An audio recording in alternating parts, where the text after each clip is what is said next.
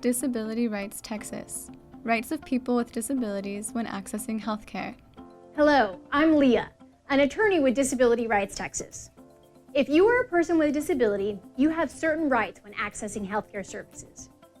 You have the right to access facilities, services, and information offered by doctors' offices and hospitals. All healthcare providers are prohibited from discriminating against people with disabilities and must provide access in a variety of ways. The main federal laws that protect your rights are the Americans with Disabilities Act, the ADA, and Section 504 of the Rehabilitation Act, Section 504. These laws require that healthcare providers offer individuals with disabilities full and equal access to services and facilities.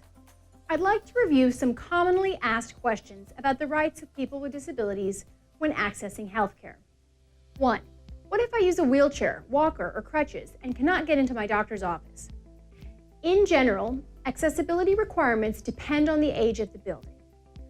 Overall, if the building you are trying to use has been constructed or altered since 1990, it will need to comply with federal and state laws requiring physical accessibility. The law requires accessible paths of travel, elevators, ramps, doors that open easily, reachable light switches, accessible bathrooms, accessible parking, and signage that can be used by individuals who are blind or have low vision. If the building was built before 1990, providers are required to remove architectural barriers if doing so can be easily accomplished without much difficulty or expense. 2. What about physical access to medical equipment and exam rooms? U.S. Department of Justice, DOJ, guidelines provide that it is not acceptable for a healthcare provider to deny treatment due to an inaccessible examination table or because of concern that staff might be injured if they assist in transferring a patient with a mobility disability. The DOJ requires medical providers to provide accessible equipment and to use a lift or train staff as necessary to ensure equal access. 3. Can I bring my service animal with me to my appointment?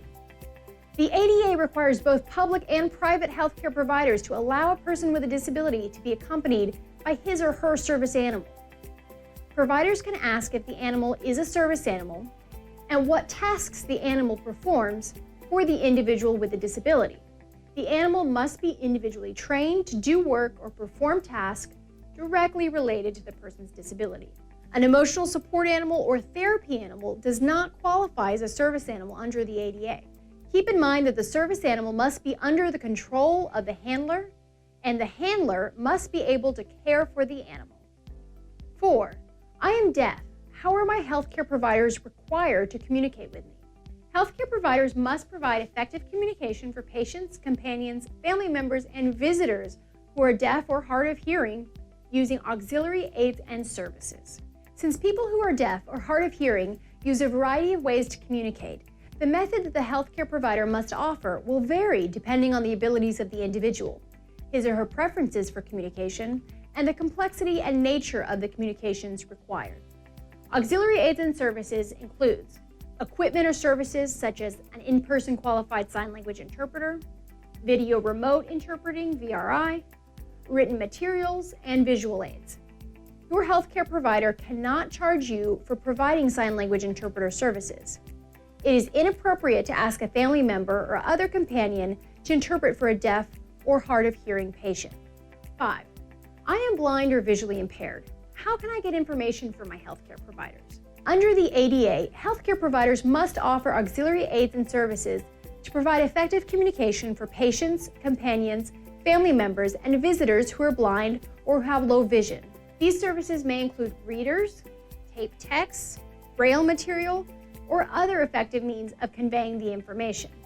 All information made available in print to non-visually impaired patients must be accessible to those patients with visual impairments.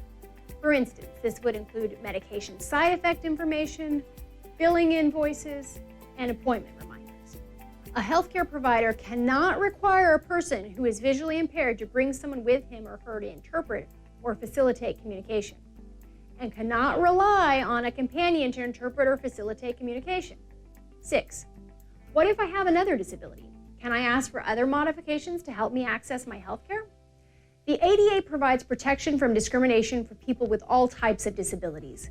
including people with physical, cognitive, communication, and mental health disabilities. Healthcare providers must make reasonable modifications in policies, practices, and procedures when necessary to avoid discrimination on the basis of disability, unless the provider can demonstrate that making the modification would fundamentally alter the nature of the service, program, or activity. This means that the entity must make changes to the way it does business to accommodate people with disabilities in many types of situations. For example, taking extra time to explain a procedure to a patient who has a cognitive disability and might require extra time to understand. Scheduling an appointment at a specific time to accommodate a patient with an anxiety disorder who has difficulty waiting in a crowded waiting room. 7. What do I do if I'm having difficulties accessing my healthcare provider due to my disability? Now that you know more about your rights, if you have problems with accessing healthcare because of your disability, you should start by talking directly to your provider. Often, healthcare providers have a patient's rights officer, or they have a procedure in place to file an internal complaint. Ask to see this person, or how you can file an internal complaint or grievance. 8. Where can I file a complaint if I can't work it out with my provider or healthcare plan? If you are unable to resolve your problem with the provider or the Section 504 or ADA compliance officer for the provider, you can file a complaint online with the federal agencies responsible for enforcing the ADA and Section 504. These agencies include the U.S. Department of Health and Human Services, Office of Civil Rights. Find them on the web at hhs.gov and the U.S. Department of Justice at ada.gov. Keep in mind that you only have 180 days from the date of discrimination to file a complaint with the appropriate federal agency. Thank you for taking the time to learn about your rights when accessing health care.